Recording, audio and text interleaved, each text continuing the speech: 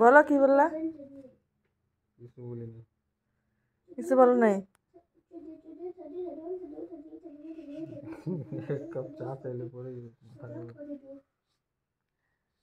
সারাদিনে কয় কাপ চা খাও সারাদিনে কয় কাপ কোথায় চা? হ্যাঁ হিসাব করো সকাল থেকে হিসাব করো কয় কাপ চা বাড়িতে একবার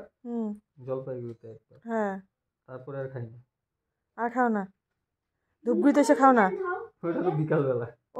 বিকালবেলা যাই হোক আবার বিকালবেলা ধূপগুড়িতে যা আবার সেটা বিকেলা এসে সন্ধ্যাবেলা হ্যাঁ তা কয়বার হলো চা খাওয়া বাড়িতে খাবো না বাড়ির কোঠাটা কোথায় যাবে কয়বার হলো চা খাওয়া বাড়িটা 4 কাপ চা হইলো সকালে বাড়িতে 2 বার খাও তো কোন দিন 2 বার খাই হঠাৎ একদিন হ্যাঁ 2 বার তারপরে বীরপাড়া গিয়ে একবার খাও বীরপাড়া খাই না আচ্ছা ধূপগুড়িতে বাড়িতে 2 বার খাও জলপাইগুড়িতে একবার 3 বার ধূপগুড়িতে একবার 4 বার বীরপাড়া একবার 5 বার চা খাওয়া হয়ে যায় আবার বাড়ি এসে চা আরে মহা মুশকিল 5 বার 13 ঘন্টা ডিউটি করে 5 বার চা খাই 13 ঘন্টা ডিউটিতে 5 বার চা খেলে হবে নাকি 13 বার চা খাবে ঘন্টায় হ্যাঁ 13 ঘন্টায় 13 বার চা 13 ঘন্টায় 13 ঘন্টা চা মানে 13 ঘন্টায় 13 কাপ চা লাগবে ও তো কথা না চা দিবা কি দিবা না সেটা বলো না তো আমি চকুতি গিয়ে খাবো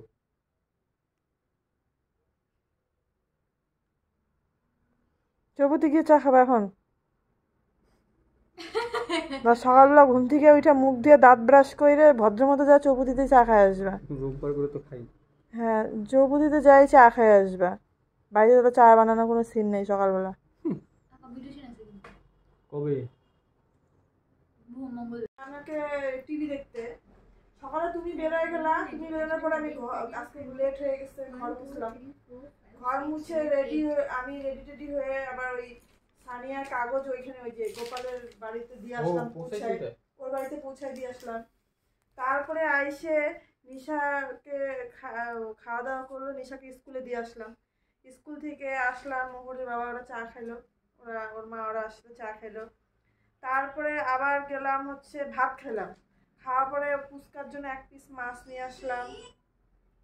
ফুচকার জন্য 1 পিস মাছ আনার পরে আবার মেজমাতে গেলাম একটুখানি কথা বললাম তারপরে আবার কালো জিরা আনতে গেলাম তপনকুকুর দোকানে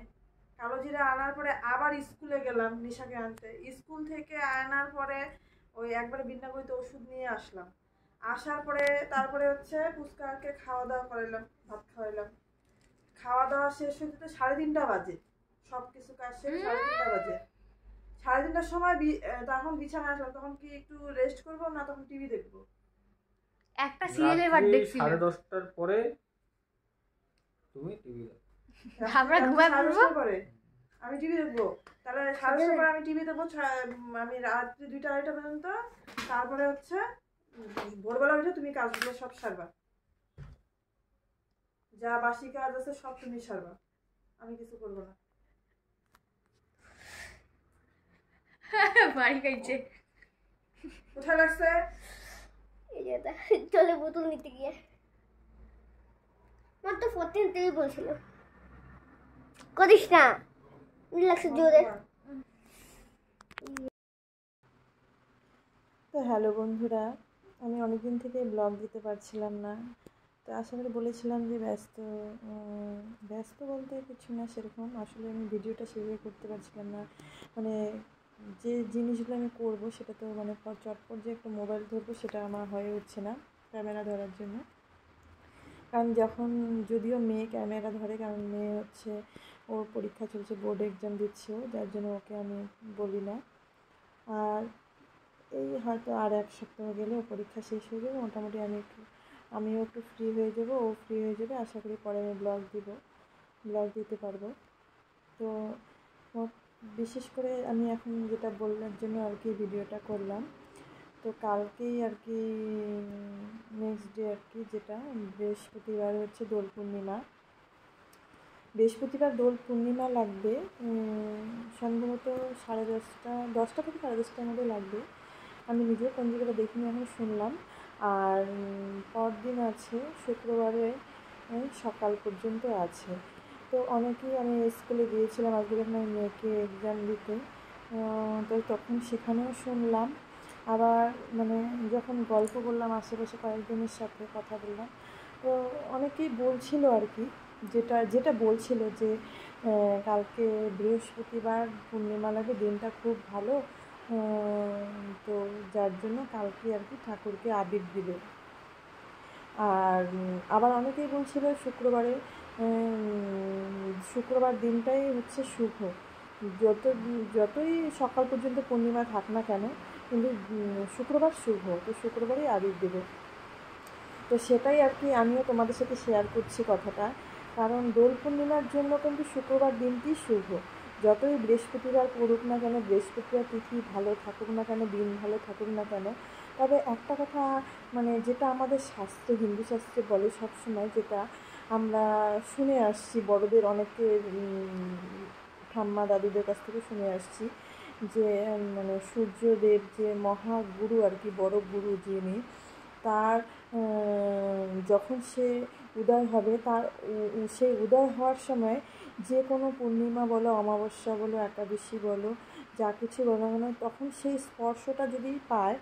সেই উদয়ে, তখন সেই জিনিসটা আর কি শুদ্ধ হয় সেই তিথিটা। তো সেই অনুযায়ী সেটা যদি পরের দিন 1 ঘন্টাও থেকে থাকে, তবু মনে করে সেই দিনটা, সেই সময়টা কি শুদ্ধ, আর সেই দিনটাই তখন শুভ মানা হয়, শুদ্ধ মানা হয়। তো এটাই আমরা জেনে আসছি। তো যার জন্য আর কি অনেকেই সেই জিনিসটা জানার জন্য, তো এর জন্যই আমি তোমাদেরকে শেয়ার করলাম। অনেকেই আর কি মানে বলো, এই ব্যাপারটা হয়তো অনেকেই জানো না, আবার অনেকে জানোই। তো যার জন্যই বললাম যে তিথি হিসেবে কিন্তু শুক্রবার দিনটি খুবই শুভ, কারণ যেহেতু পূর্ণিমা সকালবেলা লাগছে না, মানে সূর্যোদয়ের পরেই, সূর্য ওঠার পরেই লাগছে, তো যার জন্য পরের দিনটি কিন্তু শুভ মানা হয়েছে। তো সেই কারণে আমিও ওই পরের দিনই আর কি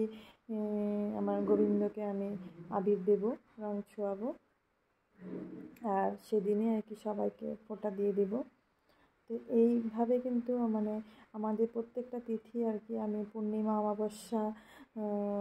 মানে আর একাদশী, এরকমই কিন্তু হয়। আর এখন পঞ্জিকাতে তো সমস্ত কিছু লেখাই থাকে, কারণ দুভাগে লেখা থাকে, শাস্ত্র মতে আর বৈষ্ণব মতে। তো বৈষ্ণব মতে যারা করে তারা মনে করে ওইটাই হয়, যারা মানে সূর্য দেব যখন ওঠে, সূর্যদেবের ওই সূর্যাস্তটা যদি সেই তিথিটাকে স্পর্শ করে, তবেই সেটাকে শুদ্ধ বলে মানা হয়। তো এর জন্যই মানে অনেকেই পরের দিনটাতে করে। তো যার জন্য আমি অনেক এই তিথিতে এই জিনিসটা বেশি করে ফলো করি, যে আমি যে কোনো জিনিস একটা করব যাতে সেটা আর কি নিয়ম মাফিকই হয়ে থাকে, নিয়ম মাফিক যেন হয়ে যায়, নাহলে সেটা হয়তো ব্যর্থ হবে। কারণ করলেই যে কোনো জিনিস হয়ে গেল, এটা কখনোই হবে না, হয় না আর কি। তো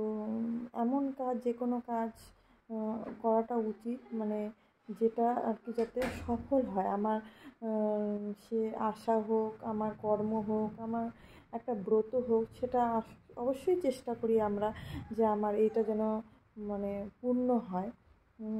পূর্ণ হয়, আমি যেন ভগবানের কাছ থেকে একটু কিঞ্চিত হলেও আমি ফল যেন পেয়ে থাকি। তো এটাই আমি তোমাদের কাছে শেয়ার করলাম বন্ধুরা। সে বড়রা হোক, যাই হোক, সবাই অনেকেই জেনে থাকো, তবুও আমি বলছি যারা জানো না, অবশ্যই এটা তারা নিশ্চয়ই আমার কথাটা আর কি মানে বুঝতে পারবে। তো আজকে ভিডিওটা এই পর্যন্তই থাকলো বন্ধুরা। আর ভিডিওটা যদি, আমার কথাগুলো তোমাদের যদি ভালো লাগে থাকে, অবশ্যই একটা লাইক দিও, কমেন্টস করে যদি আর কিছু তোমাদের জানার থাকে। আর আগের থেকেই আমি বললাম, তোমরাও ভালোভাবে মানে সুস্থ থেকে ভালোভাবে সবাই রং খেলবে, কারণ রংটা প্রতি বছরে একদিনই আসে। যেটা রং মানে শুভ জিনিস, সেটা মানে আমাদের শরীরে রং স্পর্শ হলেই মনে করি সেটা একটা আনন্দ, অনেক কিছু রাশির অনেক কিছু কেটে যায়, যেটা অন্ধকার, রং আলোর শুভ জিনিস নিয়ে আসে। আবার নতুন বছরে শুভ সূচনা হয়, সব কিছু শুভ হয়, কালারফুল যেন হয়, এটাই